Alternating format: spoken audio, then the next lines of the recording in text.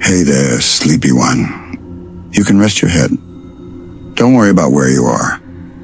The air is cool and smells faintly of dust, metal, and something sweet like sugar left too long on a windowsill. Somewhere close, a single bulb hums. Its light flickers, tired gold around the edges. This is the professor's lab, though not the one anyone remembers. Before bright explosions of color, before the city ever learned to call for help, there was only this room, quiet, lonely, heavy with the feeling that something is about to begin. Glass jars line the shelves. Each holds a fragment of an idea, a strand of light, a grain of something unnamed. He keeps them labeled, but the handwriting has faded. He can't quite read his own words anymore. In the corner stands a cradle.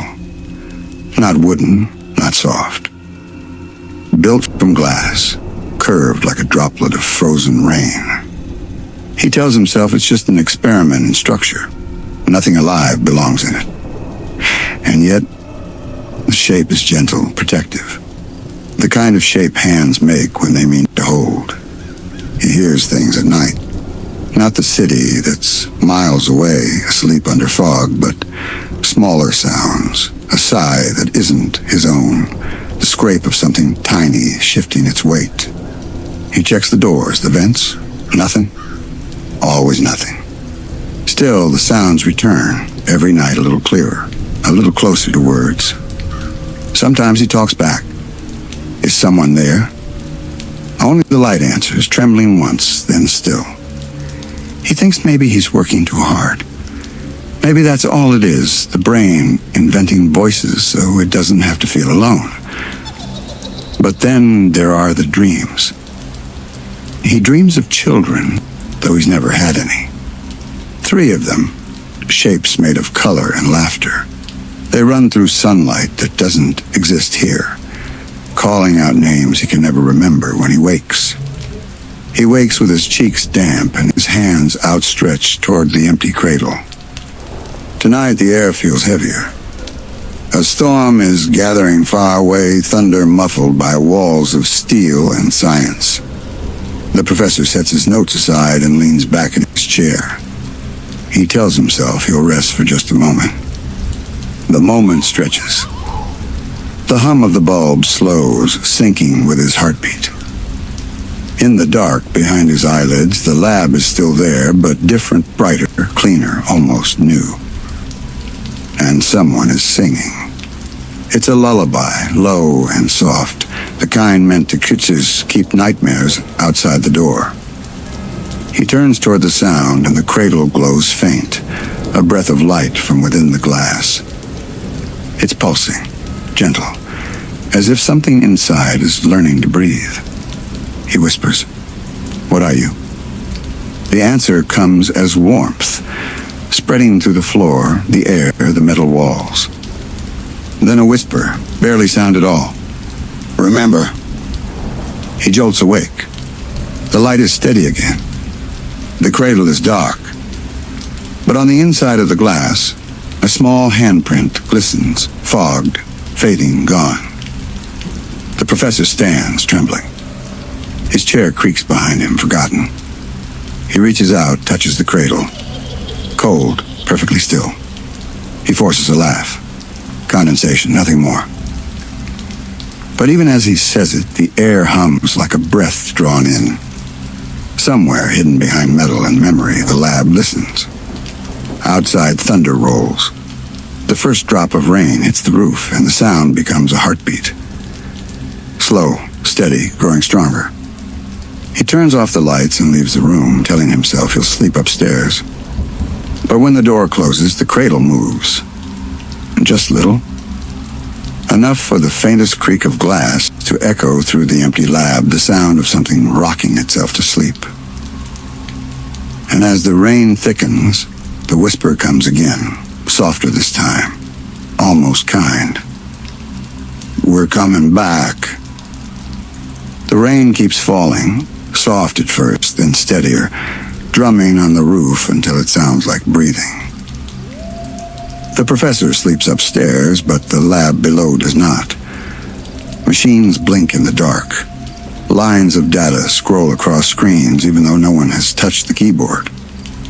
And in the corner, the glass cradle rocks itself back and forth, just enough to make a sound like a heartbeat inside a seashell. There's a warmth inside the cradle now, faint as the glow of a firefly. Something is trying to remember how to be. The hum of the power grid deepens, and on the counter, a beaker shivers. The vibration climbs up through the table into the air, almost like a voice trying to form words through static. The whisper that comes next isn't a word exactly, more a feeling, a question shaped like sound. It means, "Are you still there?" If anyone had been awake to answer, they might have said yes. The air feels thick with presence, as if the walls themselves have grown lungs. The cradle glows brighter just for a heartbeat. Inside, the light shifts and takes a shape, the outline of something small curling into itself. Not a body, not yet, just the memory of one. It moves once, the way a dream twitches before waking, and the hum of the lab answers back in a perfect echo. Upstairs, the professor stirs. He dreams again. In his dream, he is in the same lab, but the air smells of sugar and flowers instead of ozone.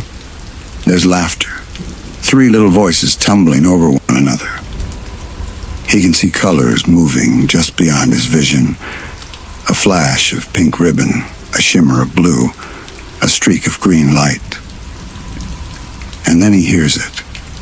The same soft giggle from before, this time clearer, warmer, like it's coming from somewhere deep inside him. He wakes with a start. The rain still falls.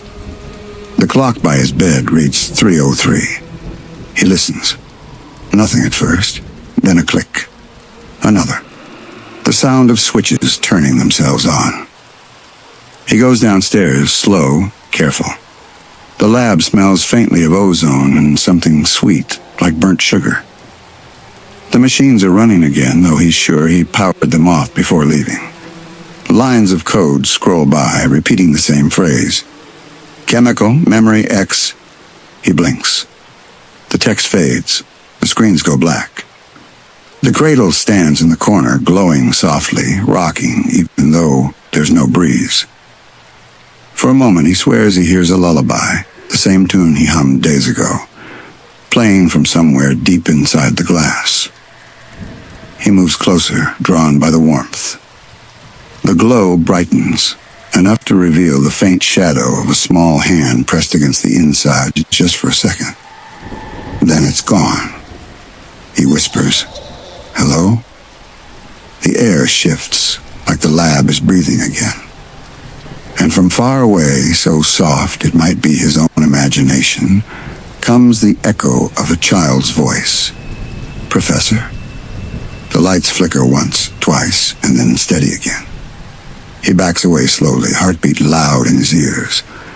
The cradle is dark now, perfectly still, as if nothing ever moved. He should write this down, he thinks. He should record every detail. But when he sits at his desk, the paper in front of him is already filled with his handwriting, notes he doesn't remember writing. They say, do not forget them. They remember you. He stares at the words until the ink seems to shimmer like it's still wet. Then very softly, something hums inside the cradle again. A sound halfway between a sigh and a lullaby. The rain slows outside. The clock ticks on. The professor closes his eyes and tells himself there's nothing there. But the cradle rocks once more, as if to disagree. Morning doesn't really arrive in the professor's world. It drifts. Gray light pools against the windows, uncertain if it belongs to night or day. He stands at the threshold of the laboratory, coffee cooling in his hand, staring at the glass cradle that hasn't moved in hours. And yet he can feel it watching him, or something within it, patient and awake. He doesn't remember walking downstairs. His dreams have started leaving footprints, long trails of half-erased thoughts on the floor between his bed and the lab door. Sometimes he wonders if he ever truly wakes up at all. The machines are still powered down, but every few seconds a tiny light trembles on one of the monitors, as though trying to blink itself alive. Each pulse matches the beat in his chest. He tells himself it's coincidence. The cradle glows faintly, pale blue. The color reminds him of the first chemical mixture that ever went right, of the day he believed he could build joy from equations. That belief feels distant now, but the glow brings it back, like an old song rediscovered. He steps closer, slow. The air around the cradle hums, and the sound is not mechanical. It's low and harmonic, like someone humming under their breath just out of sight. He rests a hand on the cradle's rim. The glass feels warm. He can't remember it ever feeling alive before. A voice, his own, echoes in his mind, not from memory, but from somewhere present. You made this shape once before, long ago. He looks around. Who said that? Only silence. Then the faint rhythmic creak of the cradle rocking, almost politely as if to say me. He sits at his desk and opens his notebook. Pages flutter by themselves to the center, where new handwriting covers the paper, his, but written while he slept. Do you remember the lullaby? The words ask. He hums before he even thinks. A small, simple melody. 3 notes repeating. It's the same one he's heard in his dreams, the one the air itself seems to hum back at him. As he hums, the cradle brightens. Mist gathers inside it, shapes swirling like smoke in a jar of light. Within that glow, he sees movement. 3 tiny points of color orbiting each other. Pink, blue, green. They circle faster until they blur into white. His breath catches. He whispers, "What are you?" And again comes that word, softer, fainter, stretching through the hum like a sigh. Remember. The lab tilts. For an instant, he's not standing in steel and glass, but in sunlight, the kind that feels like laughter. Children run past him. He hears their voices echoing from every corner of his mind. They call him Professor the way children call Dad when they're half asleep. Then the light folds in on itself and the lab returns. He's gripping the counter, heart racing.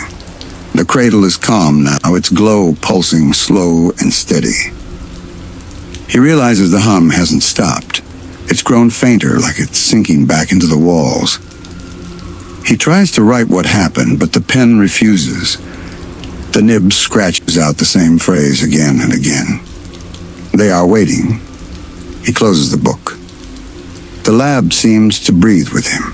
Inhale, exhale. Metal expanding and contracting as if it has lungs. He whispers into the hum. What do you want? The cradle rocks once. The glow steadies. Then almost kindly, the whisper comes back. To come home.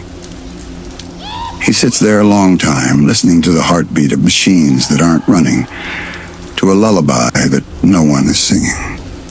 Eventually he lowers his head to the table, eyes half closed. The hum slows with his pulse until both sound the same. When sleep finally takes him, he dreams of standing in a field of glass flowers. Each one reflects a small, shining face, 3 of them smiling. The petals open and close with the rhythm of breathing. And somewhere beyond the dream, deep in the real lab, the cradle glows again, brighter than before. The professor wakes with the taste of metal on his tongue. The clock says morning, but the light through the window still looks like dusk. His hands are cold. The pen he dropped in his sleep has rolled halfway across the floor. He sits up slowly. The lab feels different now. The air has weight, like fog that remembers where it has been. When he exhales, the breath curls and lingers in front of him before fading. On the counter, the cradle glows a steady amber. The color is new, warmer than before, almost tender. It flickers once, twice, as though responding to his heartbeat. He walks closer. The cradle doesn't move this time, but something shifts in its reflection on the steel wall. 3 faint streaks of color that circle each other before vanishing. He looks back. Nothing there. The reflection, however, keeps moving, trapped in the metal like a film looping on its own. He feels the pull of curiosity that first brought him to science, the ache to understand what the world hides when no one is looking. He powers on a small recorder and speaks softly, his voice shaky but precise. Day 72. Subject, unidentified energy source within containment cradle. Manifestations include color patterns and low-frequency sound. Response appears sympathetic to auditory stimuli. He stops. The word sympathetic echoes in his head longer than it should, like the room whispered it back to him. He hums the 3-note tune again. The cradle brightens, spilling faint beams across the floor. They crawl up the wall, mapping invisible equations in light before fading. He traces one with his finger. It's a formula he doesn't remember writing, something about chemical resonance and emotional imprint. He finds the same symbols in the old notebook stacked by the window. Dates go back years before the girls existed, before Chemical X was even named. But the handwriting is undeniably his. He flips through page after page until he reaches a diagram of the cradle itself. Underneath, written in the margin, is a single phrase. For them, when they find their way back. He reads it aloud. The cradle answers with a soft, glassy chime, 3 tones layered together. He freezes. The sound feels like memory. A scent fills the lab, sugar, soap, and something faintly floral. He knows it. It's the scent that always lingered in his dreams, the one that made him think of laughter and sunlight. He closes his eyes and the sound grows louder until the lab dissolves around him. He's standing in a hallway lined with doors, each labeled with numbers he can't read. From behind one door comes the giggle of children. He opens it, expecting light, but finds only the lab again, dim and humming, the cradle pulsing gently. He kneels beside it. Inside, the glow shapes itself into faint silhouettes, 3 tiny figures holding hands made of color and light. They don't move, but he can sense emotion radiating from them. Trust, warmth, recognition. He whispers, "Are you my creation?" A pause, then the gentlest echo. "We are your memory." He feels tears rise uninvited. The lab blurs. The air hums like a heartbeat too close to his ear. He can't tell whether he's crying because he's afraid or because he suddenly believes them. The cradle's light dims, leaving only the soft outline of 3 orbs floating together. The professor sits on the floor, breathing in rhythm with the hum, and writes in his notebook without looking, "If memory can dream, it may choose to dream of love." He leaves the pen there and closes his eyes.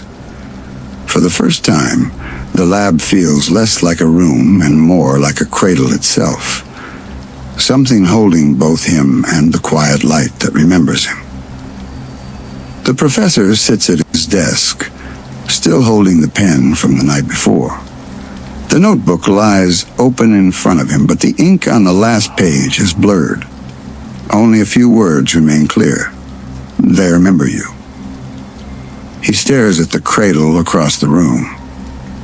Its glow is faint now, no brighter than the stars hidden behind morning clouds, but steady in the way a heartbeat is steady. He rises, crosses to it, and rests taps both hands against the rim. The glass feels warm again, as if someone small and breathing sits just beneath the surface. "Good morning," he says, unsure why he speaks aloud. A pause. Then a tiny pulse of light, like an answering nod. The hum of the machines gathers into rhythm. 3 beats, a pause, 3 beats again. He listens, fascinated. The pattern feels intentional, a kind of communication. He whispers, "Is that you?" The light responds, brightening for a heartbeat. He finds himself smiling. For the first time in weeks, the fear inside him feels smaller than the wonder. He sits nearby, notebook open again. He sketches what he sees, the cradle, the patterns, the rhythm. Then, as he draws, faint shapes begin to appear above the paper. Not real shapes, but glimmers, as if the air above the ink holds an afterimage of something unseen. 3 lights hover in front of him now, pink, blue, green, each soft, each moving as if stirred by an invisible current. They don't speak with words, but he can feel them thinking. Their emotions ripple through the air like warmth. He closes his eyes, lets the feeling fill him. Memories rush in laughter, tiny footsteps, the sound of giggles echoing across sunlight. He sees flashes of color moving through grass, a city skyline, the smell of sugar and bubble soap. Then it all collapses into the white light, and he's back in the lab. The 3 colors still hover there. He hears a soft hum in the air, his own lullaby, now played back to him by the lights. He speaks gently. "You know me." A glow from the pink light, brighter now, warm. "And I know you," he whispers, though he can't say how. The lights drift closer to the cradle, merging again, spiraling downward until the glow inside the glass returns a single point of soft gold. The hum quiets. Everything stills. He leans close and sees something new on the inner surface of the cradle, faint outlines, like fingerprints, small and human, pressed into the misted glass. He traces one gently. The warmth beneath his fingertip answers, pulsing once. He feels words forming inside him, but they aren't his. "We are almost ready." He blinks, startled. The voice is in his mind, soft, melodic, layered as if 3 gentle voices are speaking together in harmony. He swallows, afraid of his own heartbeat. Ready for what? The hum rises a low musical vibration that fills the entire room. Papers flutter off the desk. The lights in the ceiling dim. The cradle glows, gold deepening to white. He steps back, shielding his eyes. The warmth grows until it feels like standing under the sun. Then, as suddenly as it began, the light contracts, flickers, and steadies again. The room returns to silence. Everything is exactly where it was, except the cradle is empty. No glow, no light. Just clear, cool glass. He reaches in, half expecting to find nothing, half dreading to find something. But all that's there is the faint scent of sugar and the echo of 3 quiet laughs that fade before he can catch them. He lowers his head, breath trembling. "Where did you go?" The recorder on the table clicks on by itself. A soft voice hums through the static, the same lullaby, played backward this time, gentle as a sigh. At the end of the melody, a whisper, close enough to his ear that it feels like breath. "You taught us to come home." The recorder clicks off. He stands there a long while, unsure whether to weep or smile. Then he picks up his notebook and writes, "They are not gone. They are remembering how to return." Outside, the rain begins again. Light, rhythmic. 3 beats. A pause, 3 beats again. The professor hasn't moved for hours. He sits near the cradle, notebook open on his lap, listening to the small rhythmic tap of rain against the glass. The empty cradle reflects his face back at him, and for a moment he thinks the reflection smiles before he does. He writes a single line. When the light leaves, it does not disappear. It rests. Then he looks around the lab. The hum that once filled the air has become something quieter, almost peaceful, a slow exhale after a long breath. The machines stay dark, but he feels their pulse beneath the floorboards, the same way a seashell carries the ocean's memory.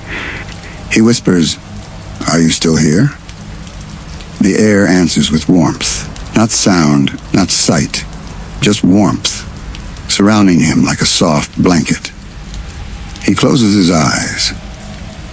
In the darkness behind them, he sees the three lights again, not hovering now, but moving through places he half remembers. A park bench, a city street, a rooftop under twilight. Everywhere they pass, something begins to glow, the chalk drawings on a sidewalk, the petals of a flower, the faint outline of laughter. The world seems to be remembering along with him. He hears their voices again, clearer than ever. Not words, exactly tones, like a melody he once knew how to play. It feels like forgiveness, like gratitude, and like home. He murmurs, "If you find your way back, I'll be here." The melody answers, soft and sure. When he opens his eyes, the cradle isn't empty anymore. No lights inside, only a single folded piece of paper resting where the glow had been. He unfolds it carefully. The handwriting is small and delicate, not his. "Thank you for remembering us." His breath catches. He places the note back in the cradle and shuts the lid. For the first time, the glass feels cool, at rest, like a mirror that no longer needs to reflect. He switches off the remaining lights. The lab sinks into the shadow, but the shadow feels kind. He sits at his desk, notebook closed, and listens to the rain until even that sound fades into the rhythm of his breathing. Before sleep takes him, he whispers a promise into the quiet. "Sleep well, little ones."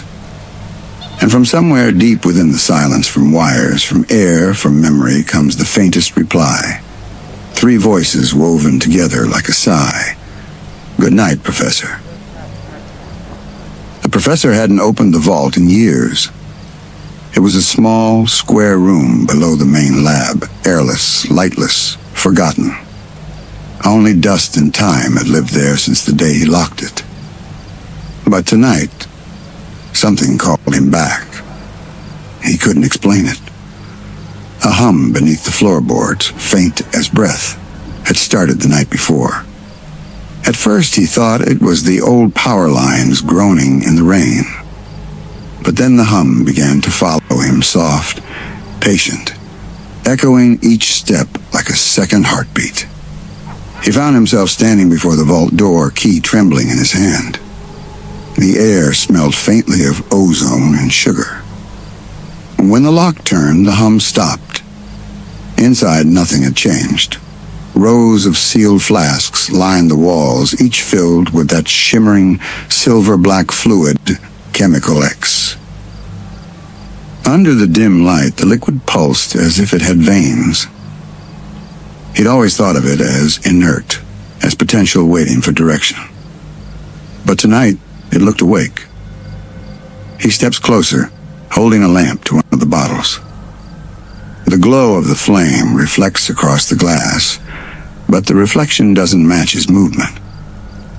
The shadow in the bottle moves slower, deliberate, like something thinking inside. He whispers, "You were the beginning, weren't you?" The answer isn't sound. It's vibration. The glass trembles gently beneath his fingers. Tiny ripples spread across the surface of the fluid, shaping into circular patterns, almost like fingerprints. He places a hand against the cold steel of the shelf. A pulse of warmth moves through it, faint, rhythmic. Then the liquid begins to shimmer more brightly, threads of light swirling inside like strands of memory. He leans closer. And then faintly a voice, not spoken but remembered, echoes through his head. You thought you made us from nothing. He gasps, the lamp nearly slipping from his hand. He looks around. The room is still empty. Only the hum returns, lower now, closer.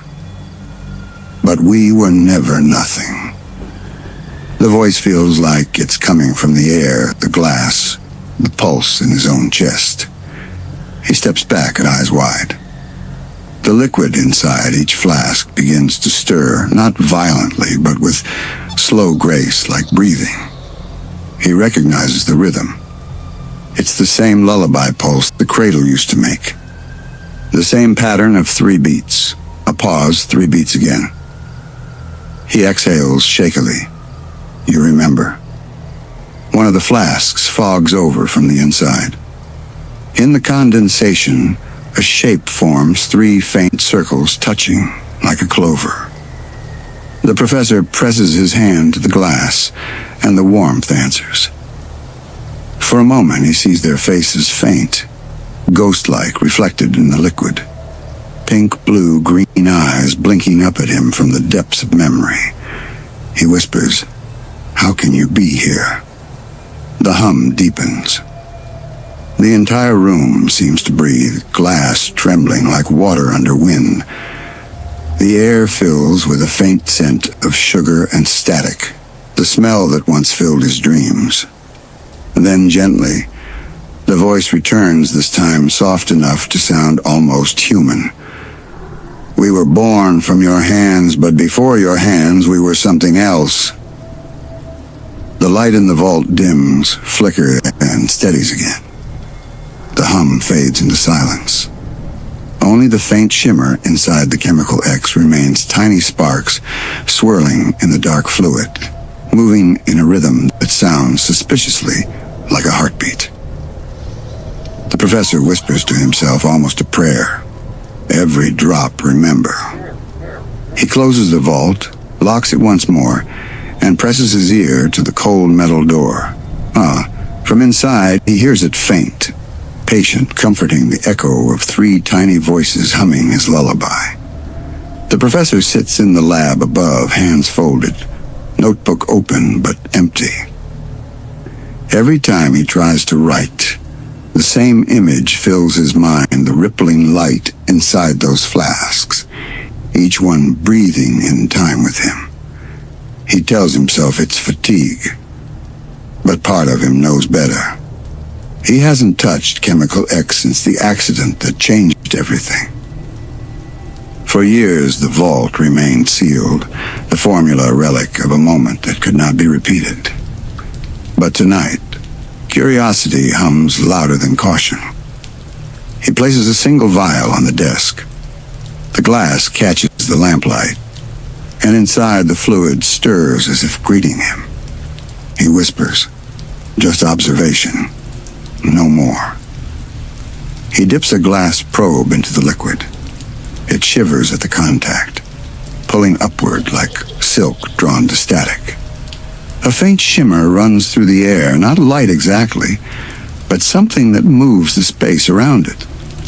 Then softly from nowhere, "You don't have to be afraid." The voice is kind, almost childlike. He looks around the lab, nothing there, only the faint vibration in the air. We remember how it felt to be made. His hand trembles. He wants to speak, to ask what that means, but before he can form words, the chemical begins to spread across the probe, climbing the glass like ivy. He jerks it back, but the liquid doesn't fall. It hovers, suspended in the air, holding shape as though bound by unseen strings. Within the floating droplet, 3 tiny lights swirl together, faint and familiar. Pink, blue, green. He stares, unblinking. It's you again. The lights move closer, merging into one soft glow. It flickers like a heartbeat, then settles into a steady rhythm. He feels it echo in his own chest, the perfect match. He whispers, "How can memory live inside matter?" A pause, then faintly, "Because love leaves residue." The words hit him like warmth, almost painful in their simplicity. He lowers the vial carefully back to the table. The droplet breaks apart, returning to liquid form, quiet, still, as if nothing had happened. The professor slumps back in his chair, pressing his palms to his face. He feels exhaustion, yes, but beneath it, relief. The kind of relief that comes from knowing something you loved once loved you back. He opens his notebook again and begins to write. Day 73. Observation. Chemical X exhibits reactive memory. Emotional resonance appears to awaken dormant properties. Substance responds to voice, tone, and intention. He pauses, then adds, almost as an afterthought, it remembers affection. The lights in the lab flicker. He glances up all at once. Every monitor in the room flicks to life. No signal, no static. Just faint white outlines dancing across black screens, forming shapes that almost look like drawings, hearts, stars, 3 tiny silhouettes holding hands. He laughs softly under his breath. I must be losing my mind. The figures on the screen shimmer as if smiling. And through the hum, he hears it again, that lullaby played faintly in reverse, as if the universe itself is humming along. He closes his eyes. The sound isn't frightening anymore. It feels like being remembered. Fade to silence, the slow pulse of chemical X glowing in the dark. The professor hasn't slept. He's surrounded by notes, scattered formulas, sketches of molecular patterns, fragments of the lullaby written as if it were a chemical equation. None of it explains what he's seeing. He reads the words again from last night. It remembers affection. How can that be true? He touches the glass vial again, watching the light ripple within. If this substance could remember, then what was it remembering from? He whispers, where did you come from? The hum deepens, resonant and low, as if the question itself stirs something beneath the floor. He feels it in his bones before he hears it. Before you gave us form, we were pieces of something older. The voice feels like an echo of thought rather than sound. He looks up. The air itself seems thicker, vibrating with faint color. Before your glass, before your hands, we were light looking for a place to rest. He doesn't understand. But the words carry a strange comfort, the way a half-remembered dream does something familiar you can't quite name. He flips through his oldest journals, the ones from before the experiment that created the girls. There, buried in the margins of an early entry, he finds a note he doesn't remember writing. Every element longs to return to the pattern it first knew. He traces the sentence with his fingertip, whispering it aloud. The vial brightens, slow and steady, as though the words are a key. Inside the liquid, new shapes form swirling spirals, tiny galaxies of color. He sees flashes, not of his lab, but of something vast and ancient, waves of light folding into themselves, forming shapes, emotions, possibilities, the universe breathing. And within that breath, 3 sparks drifting together, finding each other in the dark. The images fade, leaving the hum behind, steady, tender. He leans forward, whispering, you were always together. The chemical X answers with a glow like a smile. He exhales shakily, tears rising without warning. It feels like awe, not sorrow, the kind of ache that comes from remembering you're part of something much larger than yourself. He writes again in his notebook, his hand trembling. Chemical X is not creation, it is reunion. He stares at the words until the ink blurs from the warmth of his tears. Then softly, from the air, we dreamed ourselves into your hands. The sound drifts away like mist, leaving only the hum, the glass, and the faint reflection of his own face. A man who suddenly understands that he didn't invent love. He simply found it sleeping in matter. He sits there a long while, watching the light inside the vial slow to a calm rhythm. Outside, dawn edges across the sky, pale and endless. The professor whispers, barely audible. Maybe all creation is just remembering. The lab feels different now, quieter, almost listening. The vial of chemical X sits in the center of the table, its faint pulse of light rising and falling like a slow heartbeat. He isn't sure if it truly glows or if his tired eyes make it seem that way. He brings out his instruments, a small speaker, a tone generator, a glass chamber lined with copper wire. The plan is simple to test how sound waves move through the liquid. Nothing supernatural, nothing sentimental, just physics. He adjusts the dial, sending a soft hum through the chamber. The sound vibrates the tabletop and the liquid ripples. Not chaotic, but rhythmic, as if it recognizes the tone. He changes the frequency. Each time, the liquid forms new shapes, circles, spirals, three-pointed stars. He sketches the patterns quickly, trying not to lose them. It isn't communication, he tells himself. Just resonance. Still, he can't shake the sense that something inside the sound is answering him. He tries another frequency, this one lower, close to the range of a human voice. The ripple pattern steadies. The hum in the room changes timbre, softer now, warmer. For a moment, he imagines the lab itself breathing with him. The walls expand and contract in time with the vibrations, and light dances faintly across the glass cabinets. Every object, from the old microscope to the beakers on the shelf, seems touched by the same rhythm. He thinks of the cradle, the way the air used to hum around it. Maybe nothing was ever haunting him. Maybe the whole lab had simply learned to echo what he felt. He lowers the volume until the hum fades to a whisper. The liquid inside the vial settles back to stillness. But its surface keeps a faint pattern, 3 delicate rings overlapping like petals. He stares at it, then writes in his notebook. Vibration test, positive resonance. The material record's tone retains harmonic shape after sound ceases. Possible evidence that emotion can alter structure. He reads the sentence twice, then underlines one word, emotion. He doesn't know why that word fits better than energy.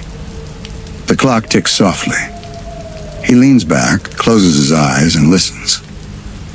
Without the machines running, he can hear the quiet inside the quiet, the room's own echo, faint and human. He whispers, "Thank you." There's no reply, but the reflection of the vial on the ceiling glows slightly brighter, as if the light had understood. He lets his head rest on his folded arms. Sleep finds him quickly, gentle and deep. In his dreams, he sees only colors, pink, blue, and green, spinning slowly in water, turning toward the shape of a heart.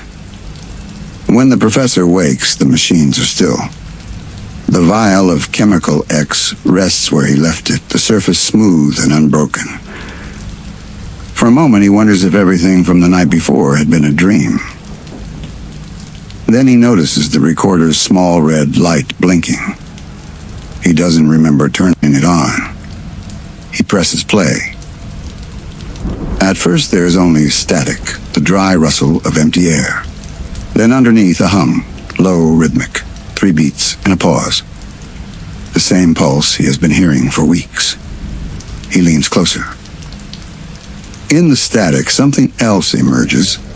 Faint shapes of words, fragments of thought.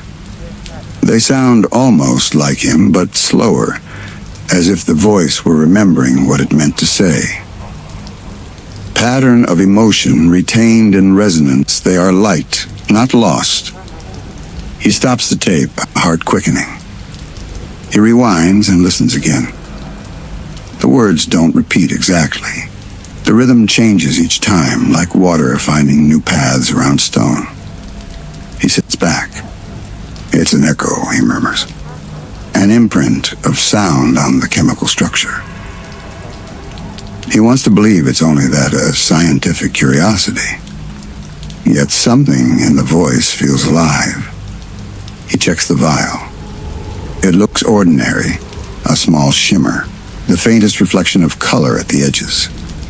Still, when he moves his hand above it, the air seems to vibrate, carrying the ghost of the recording's hum. He speaks quietly into the room. What do you remember? No voice answers, but the recorder clicks on again. This time, the sound is softer, almost musical three tones that blend into a simple lullaby. He freezes, recognizing it immediately. The tune he used to hum without realizing, the one that had soothed the girls when they were restless. He closes his eyes and listens. The melody is thin, fragile, but perfectly in tune. At its end comes a single word, whispered like a sigh. Together. He exhales, half laughing, half crying. The lab is silent again. Only the recorder's tiny light blinks, steady and calm. He writes in his notebook with shaking hands. Test 74. Playback anomaly. Audio patterns consistent with emotional memory rather than data corruption. Chemical X may store resonance of lived experience, possibly consciousness fragment, or a sympathetic echo. He stops, looks at the page, and adds one more line. If matter can remember love, then perhaps love never leaves matter. He sits in stillness, letting that thought fill the air until even the ticking of the clock seems slower, gentler. Outside, the first sunlight breaks through the rain clouds, scattering a prism of colors across the glass vials, pink, blue, green, a silent reply. For a long time, the professor does nothing. He sits beside the recorder, listening to its quiet click as the tape runs out. The last hum of the lullaby still hangs in the air, too soft to end. He rewinds the tape again, but halfway through it stops in its own. From the speaker comes only silence, then a whisper of breath, not words, not language, just warmth shaped into sound. It feels like the room is breathing with him. He turns to the vial of Chemical X. It is perfectly still. No pulse, no shimmer, only a clear surface that reflects his face back at him. But when he leans closer, the reflection multiplies 3 small circles of color floating beside him. He smiles faintly. I understand, he says. You're not in the bottle. You're everywhere I looked when I began. The colors fade, leaving only his own reflection again. He sets the vial gently on a shelf and closes the lid of his notebook. Across the last page, he writes a single line. Every creation is an echo of care. The lab is quiet now. No machines running, no hum of current, just the slow rhythm of rain starting again outside. He walks to the window. Morning is breaking, soft gold across wet glass. For a moment, the sunlight bends through the drops and paints 3 faint hues, pink, blue, green, on his hands. They tremble there, not as ghosts, but as light remembered. He whispers, "You can rest now." A tiny vibration passes through the floor, the faintest reply, not a voice, just the echo of the lullaby, slowed until it becomes one long breath. He lets it fade. Then, for the first time in years, the professor turns off the last lamp. The lab sinks into stillness. What remains is the hush of rain, the whisper of glass cooling, and the quiet comfort that nothing truly disappears. It only changes shape.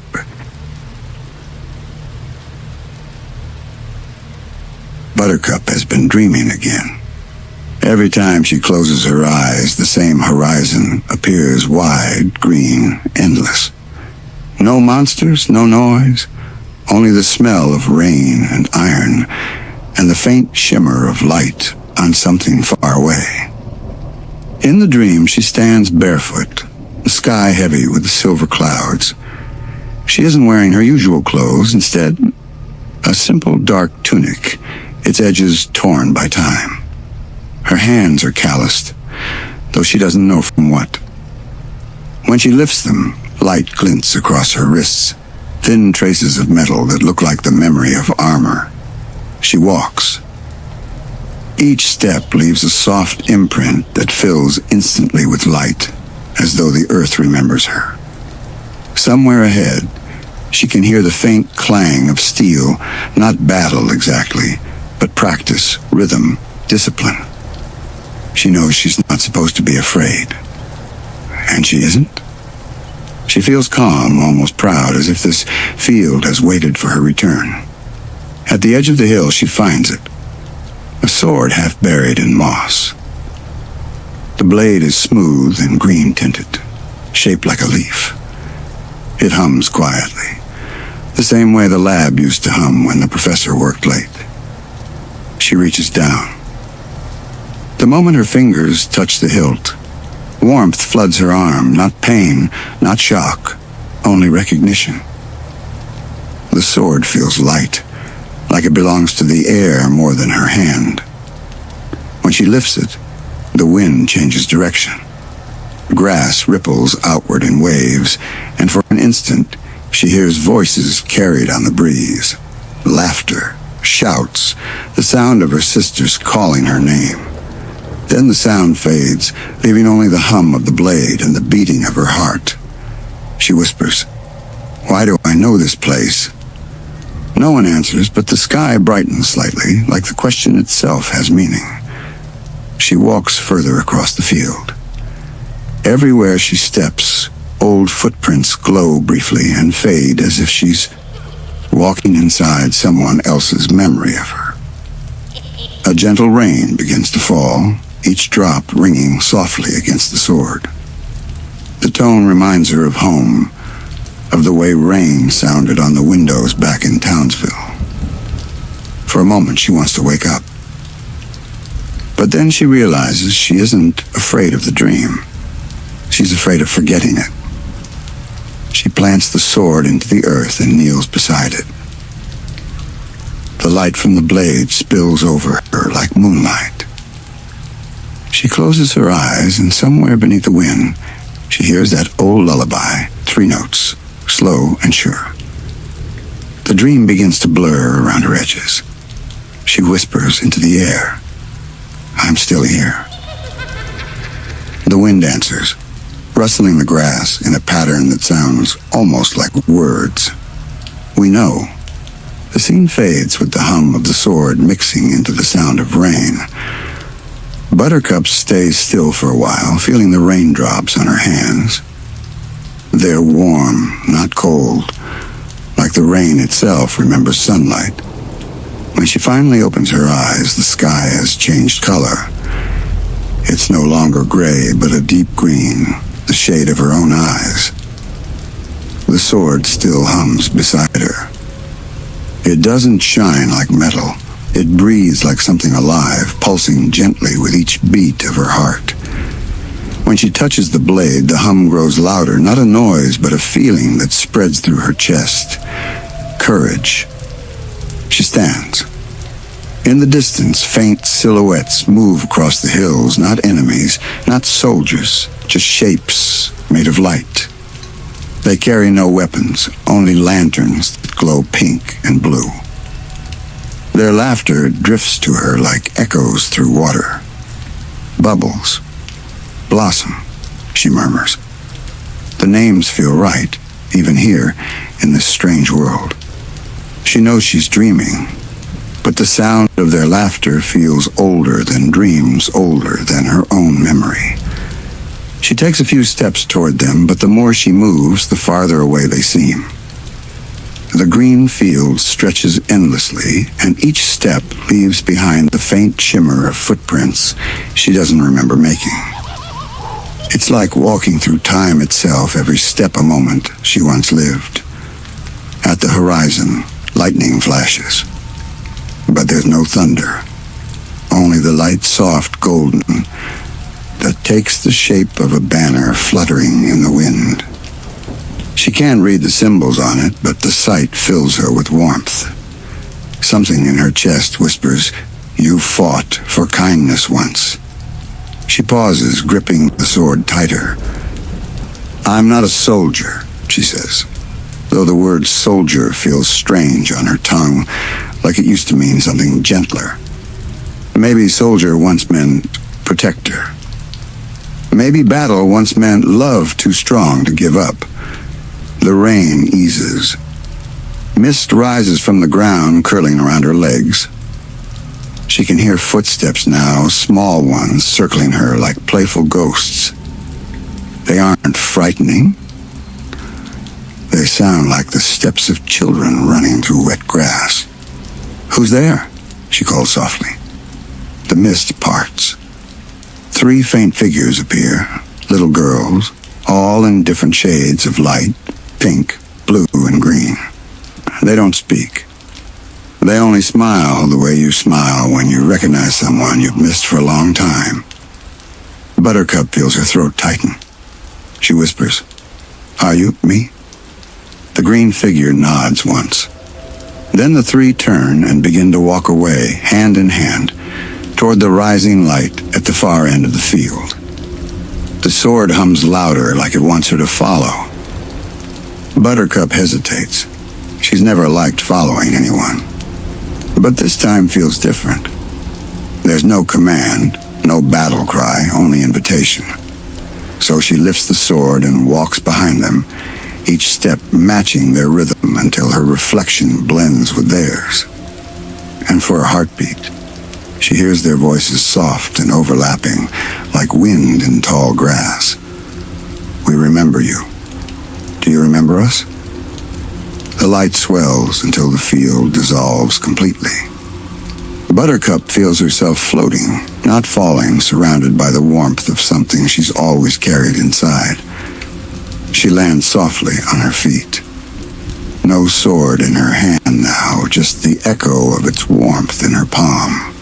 The ground beneath her glows faintly, marked with thousands of overlapping footprints. Every direction looks the same, open, endless, gentle. She listens. At first there's only the whisper of wind. Then a low rhythm begins, like drums far away, steady, patient, alive. It doesn't sound like war. It sounds like hearts beating together. She walks toward it, her steps light. The closer she gets, the more she recognizes the rhythm. She's heard it before, not in any battle, but in the way her sisters' hearts used to sink when they stood side by side before a fight. That perfect silent unity. Ahead the mist clears to reveal a circle of standing stones, smooth and bright as glass. Each one hums with a faint color pink, blue and green, the same shades that always follow her. She steps into the circle. Instantly, the world feels closer, like the air itself is watching kindly. In the center of the stones lies a pool, so clear it looks like melted sky. Ripples move across it, showing flashes of memory. Her sister's smiling, the professor bending over a notebook, the city's skyline at dawn. And finally, herself, fists raised, eyes fierce, laughing mid-battle. The images fade, replaced by soft light. She kneels beside the pool and sees her reflection, but not the Buttercup she knows. This one is older somehow, eyes gentler, armor faintly shimmering around her like mist. "Who are you?" she whispers. Her reflection blinks slowly. "You already know." The voice doesn't startle her. It's calm, steady her own voice, but deeper, echoing like a memory. You've been dreaming of the fight because courage never dies. You're not remembering war. You're remembering what it means to stand for love. Buttercup frowned slightly. I don't do the soft stuff. Her reflection smiles. You always did. You just called it something else. The pool ripples, and she sees more images, not of battlefields, but of moments where she protected someone, where she stood firm, not because she had to, but because she couldn't walk away. Each scene glows faintly, like pieces of a forgotten story finding their way home. The hum of the stones grows softer, turning almost musical. The pink and blue lights move closer, spinning slowly around her until they rest against her shoulders, warm, reassuring, like two invisible hands. She realizes what they are. Blossom and Bubbles, not exactly them, but the parts of them that live inside her memory. They aren't here to fight. They're here to remind her that she's never fought alone. Tears sting her eyes before she can stop them. She laughs quietly, rubbing them away. Guess even in my dreams, you two can't leave me alone. The mist around the stones deepens, but the air stays warm. Her reflection fades back into her, and for a moment, she feels whole, not divided between strength and softness, but balanced, steady, complete. The drums fade. In their place comes silence, and within that silence, a single promise whispered by the wind. The battle was never outside you. It was the way you learned to love without fear. Buttercup closes her eyes. The field, the stones, the light all dissolve into darkness, gentle and deep. She lets herself drift, her heartbeat matching the rhythm she first heard. Buttercup opens her eyes. She's back on the field, but it's different now. The grass is taller, moving in slow waves beneath a soft wind. The air carries no rain, no thunder, only the smell of morning. The sword stands in front of her again, half buried in the earth. It glows faintly, its light gentle rather than fierce. For a moment, she just looks at it, remembering the warmth it gave, the courage it reminded her of. When she reaches for it, her hand stops halfway. Something inside her hesitates, not from fear, but from understanding. The voice from before still echoes faintly in her memory. The battle was never outside you. She kneels beside the sword. Her reflection shimmers along the blade's surface, and this time, she notices the differences, the calmness in her own eyes, the soft steadiness in her expression. She isn't angry. She isn't even restless. She feels ready. Is this what you wanted me to remember? She asks. The wind moves through the grass. In reply, a single, long breath. Yes. The sound isn't quite words, more like meaning carried in air. She smiles faintly. I don't need to fight anymore, do I? The wind quiets. The field seems to wait. Buttercup takes a deep breath and wraps both hands around the hilt. The metal is warm, the pulse beneath it steady like a heartbeat waiting for hers. She lifts it, holds it up to the light, and watches the green glow spread through the sky, soft as dawn. Then, with a quiet exhale, she plants the sword back into the ground. The light ripples outward gentle waves that sweep across the entire field until every blade of grass shines faintly. Her chest feels lighter. The hum she's been hearing since the first dream fades, replaced by silence that isn't empty but full of rest, full of memory. From somewhere behind her, she hears laughter again. Bubbles' high giggle. Blossom's calm voice calling her name. She turns, expecting to see them. But there's only light, soft pink and blue swirling together with green, the three colors twining like a ribbon across the sky. She smiles. They're not gone, she whispers. The ribbon of color drifts higher, spreading across the clouds until it becomes the morning light. The battlefield fades, the grass dissolving into mist, the sky melting into the sound of quiet breathing. Buttercup closes her eyes one last time. She doesn't fall asleep. She rests, fully and without fear.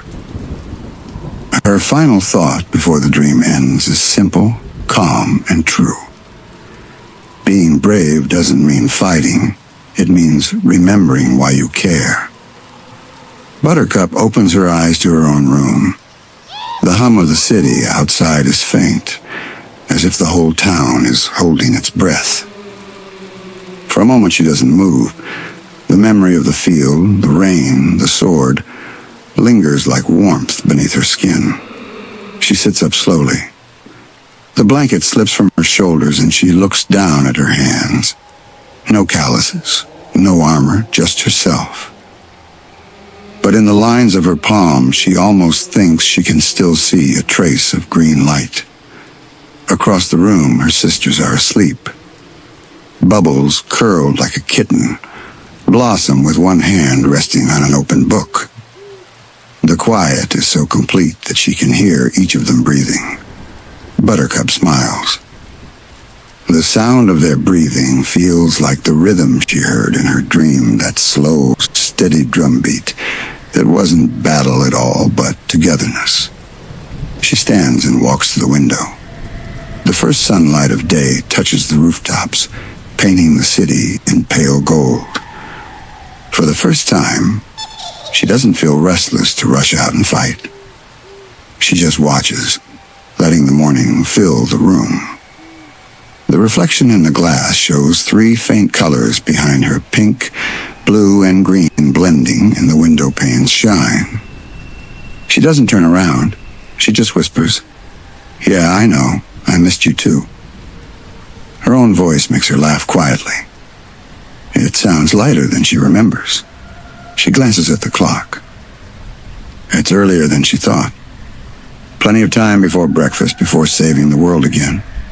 She picks up her old gloves from the desk and slips them on, not as armor, but as a reminder, a symbol of what she already carries. The courage, the love, the calm strength of the dream. Before she leaves the room, she pauses to look back at her sisters one more time.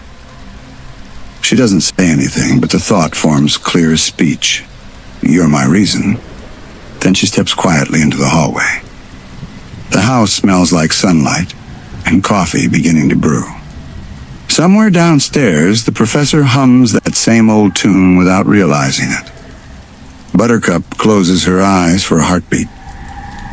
She can still hear the echo of the battlefield, not the clash of weapons, but the calm rhythm of her heart.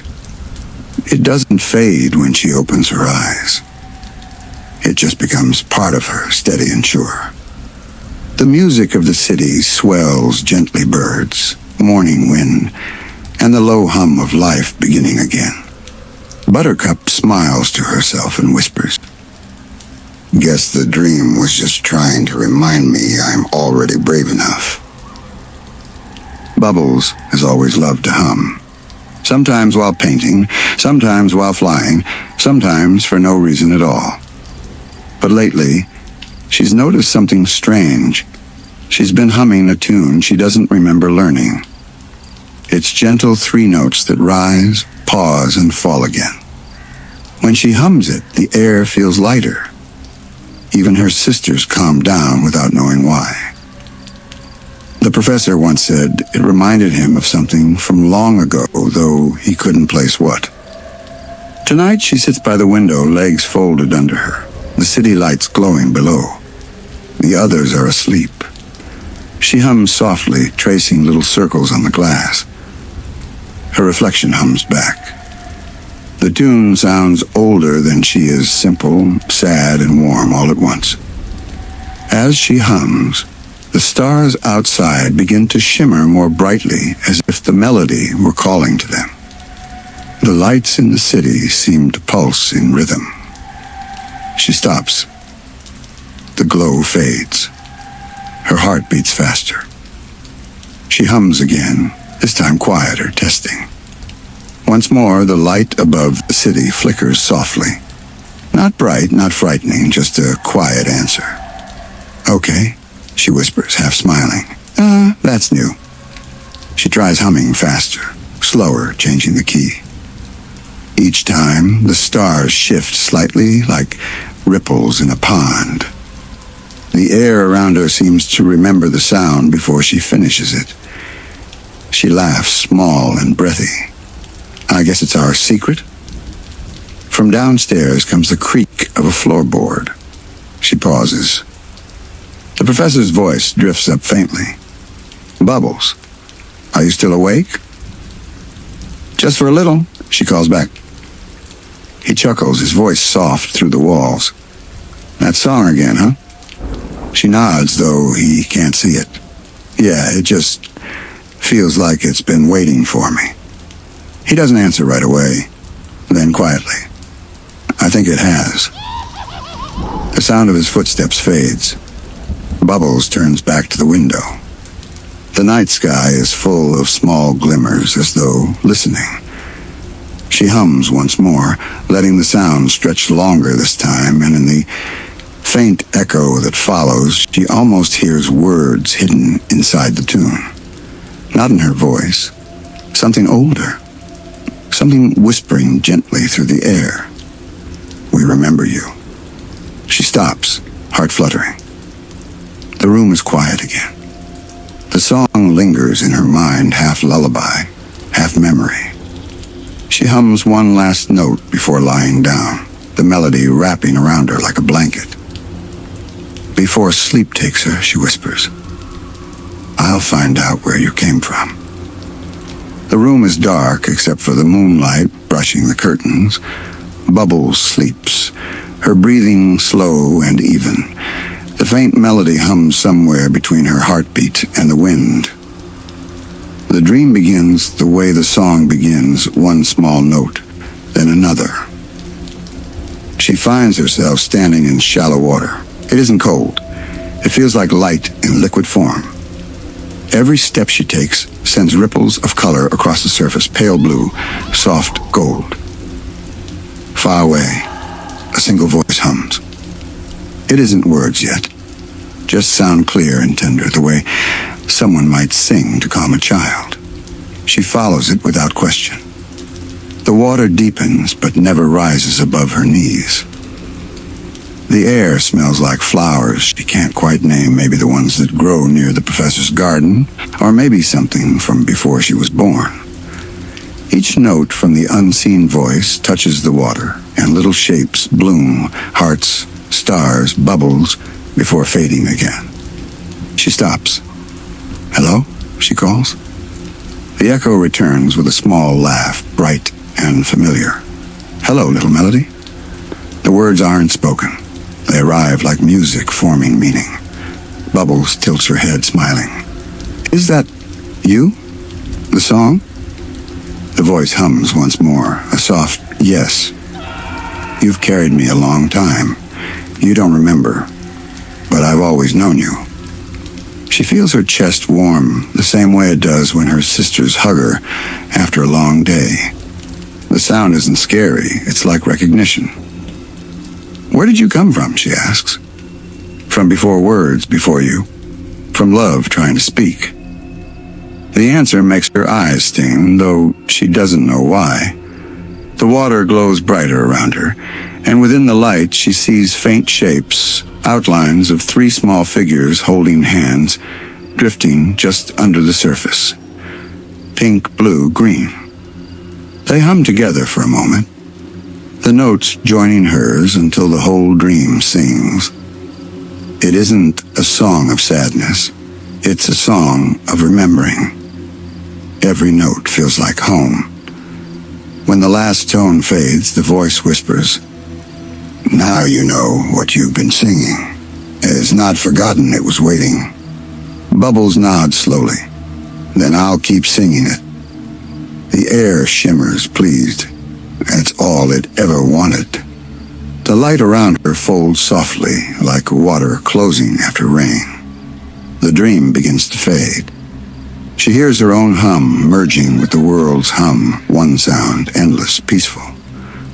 Before she wakes, the voice speaks once more, gentle as breath. Sleep easy, little melody. We're always with you. Bubbles wakes slowly. Her first thought isn't of the dream, but of the warmth in her chest, the way her heart still feels like it's humming. She blinks at the sunlight, trying to remember every word, every sound, but the details slip away like fog. Still, the feeling remains. Downstairs, the smell of pancakes drifts through the air. She hears Blossom talking, Buttercup laughing, the professor humming. It's that same lullaby again, only this time she recognizes the pattern of notes. Her spoon pauses halfway to her mouth. The professor hums another line, absent-mindedly flipping pancakes. Bubbles' eyes widen. "Professor," she says softly, "where did you learn that tune?" He stops mid-hum, startled. "What tune?" "That one." She hums the next few notes, the melody from her dream, clear and bright. For a heartbeat, his face changes. The warmth in his eyes flickers with something like surprise or maybe memory. "I don't know," he says after a pause. "I think you used to hum it when you were little. Maybe that's where I picked it up." Bubbles frowns. "But I've been hearing it in my dreams lately. Someone sings it to me, but I don't know who." The professor's voice goes gentle. "Maybe it's just your heart remembering something kind." Buttercup leans across the table. "Or maybe it's a ghost," she says, grinning. "Stop it!" Bubbles laughs, though her cheeks flush pink. "It's not scary, it's nice." Blossom looks thoughtful. "Music that no one remembers learning? That's like a memory that never fades, even when the story behind it does." Bubbles nods slowly, feeling that idea settle deep inside. She hums the tune again, softer this time. As she does, the light in the kitchen seems to shimmer, not brighter, just aware. The plates rattle faintly. The surface of the syrup quivers as though touched by sound. Buttercup notices first. "Whoa, did anyone else see that?" They all fall silent. Bubbles hums one more note. The syrup ripples again, perfectly in rhythm. The professor sets down his spatula. "That shouldn't happen," he whispers, though his tone is more wonder than worry. Bubbles smiles, small and certain. "I think the song remembers us too." For a moment, no one moves.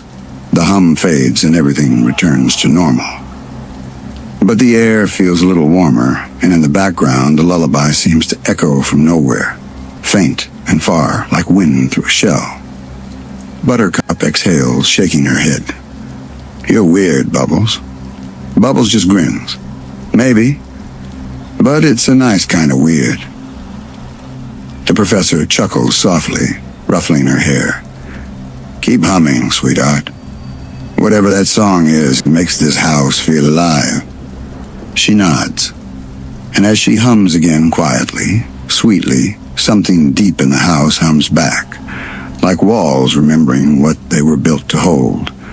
Love, laughter, and a little bit of magic. Bubbles walks through Townsville with her headphones around her neck, but no music plays. She doesn't need it today. The melody from her dream keeps looping softly in her mind, over and over, sweet and endless. She hums under her breath as she walks past the park. Children's laughter mixes with her tune. Then, one by one, a few of them start humming it too, without knowing why. Their games slow, their voices soften. It's like the whole playground takes a deep, peaceful breath. Bubbles smiles but doesn't stop. The air feels full of music, even where there isn't any sound. Leaves shift in rhythm, swings creak to the beat. She can feel it now, like the city is remembering something through her song. At the edge of the park, An old woman feeding pigeons looks up. She hums the next line before Bubbles even reaches her. The same notes, the same slow pattern. When Bubbles pauses, the woman smiles faintly and says, "Haven't heard that in a long time." Bubbles' eyes widen. "You know it?" The woman nods. "My mother used to sing it when the world was quieter. Said it was older than she was." The wind moves gently between them, lifting the ends of Bubbles' hair. She feels her heart flutter. "Do you remember what it means?" The woman shakes her head. No words, just comfort. A song that says, "You're safe now." Bubbles thanks her, voice small. She walks on, the tune following her, wrapping around her steps like light following a path. By evening, it's everywhere. She hears it in the hum of streetlights, in the slow wail of a train far away. Even the clouds seem to drift in rhythm, glowing faintly in the fading sun. When she finally lands on the roof of their home, the sky is deep blue and full of quiet. She sits on the edge, legs swinging, and begins to hum again, this time louder, more certain. The city listens.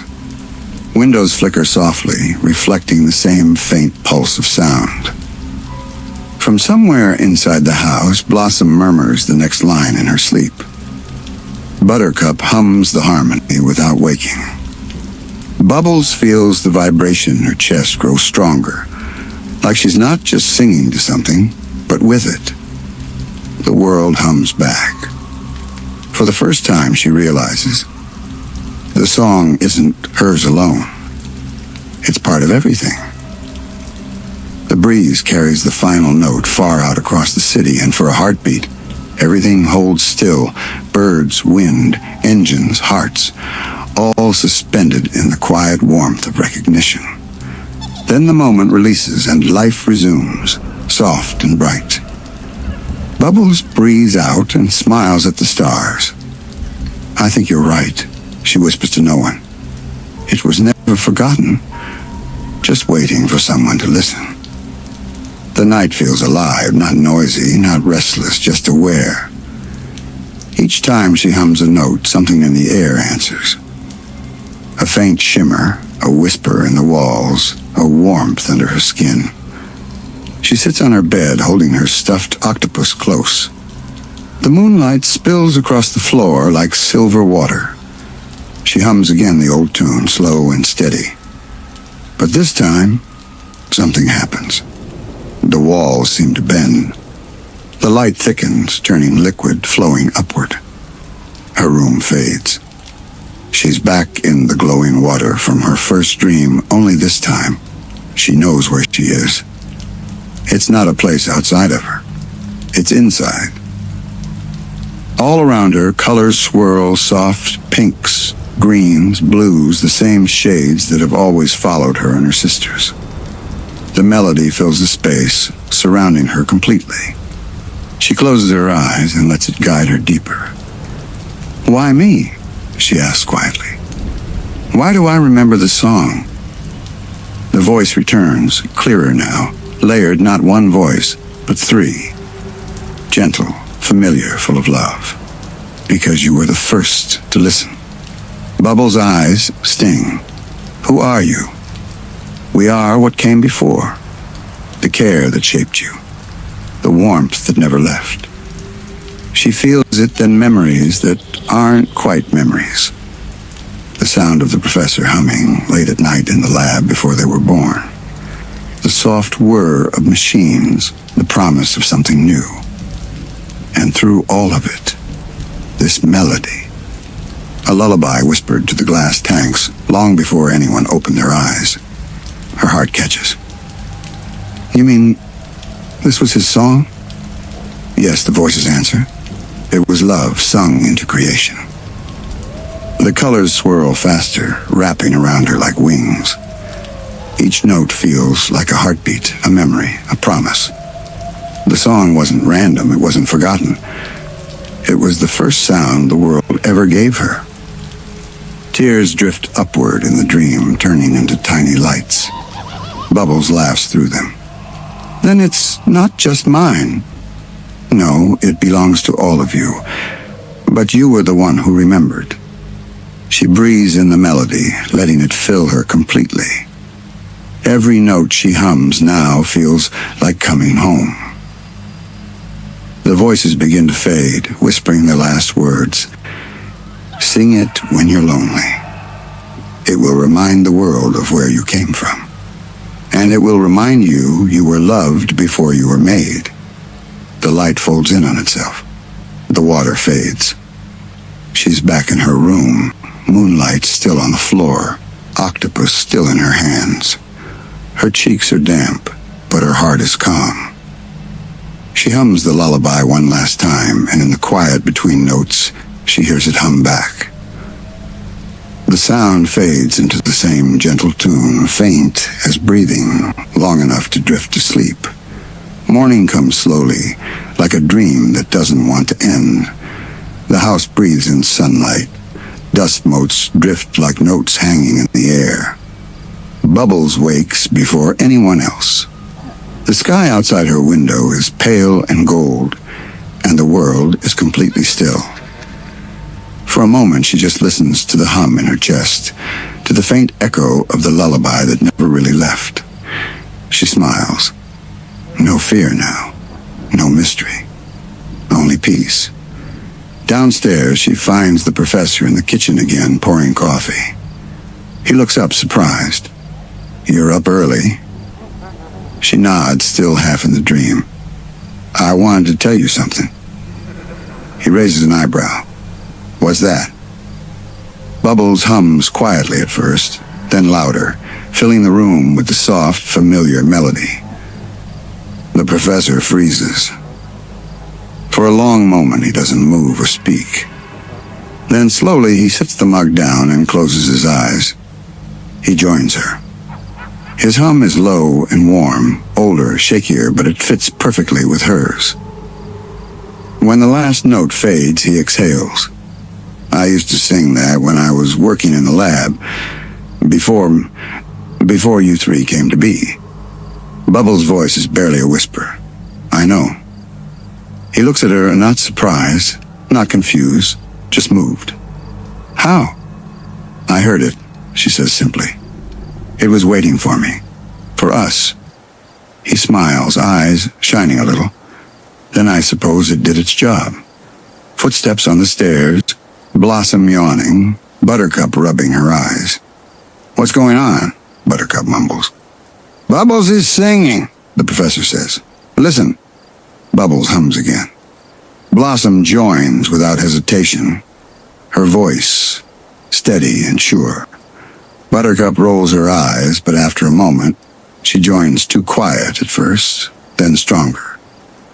4 voices, 1 melody. No words, no explanation, just the sound of something whole and remembered. Outside, the city begins to wake. Cars move, birds call, wind stirs, and somewhere deep beneath all that noise, the same tune hums through the air. It slips through open windows, ripples across the water tower, threads its way into the morning. For a few minutes, the world feels perfectly in rhythm, everything breathing together. When the song ends, no one speaks. The silence that follows isn't empty, it's full. Bubbles smiles and says softly, It's not forgotten anymore. The professor placed a hand on her shoulder. No, it never was. They sit together in the kitchen, sunlight spilling across the floor, warm and gold. The hum lingers not as sound, but as peace. And as the day begins, the lullaby that once created them rests quietly inside them all, a heartbeat that never fades.